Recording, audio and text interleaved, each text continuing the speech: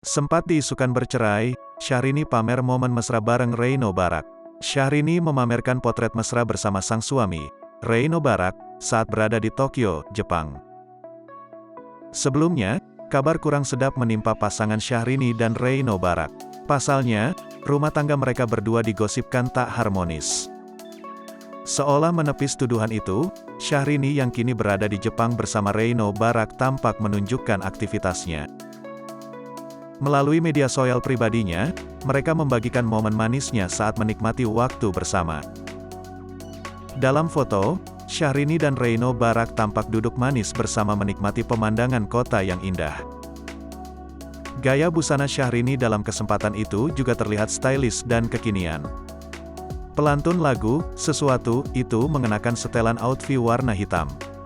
Ia juga memadukan gaya penampilannya dengan sepasang sepatu sneakers warna putih. Tak segan, Syahrini memamerkan potret mesranya bersama Reino Barak. Tampak mereka berdua saling memeluk dan menghadap ke arah kamera. Sontak, unggahan itu langsung jadi pusat perhatian warganet.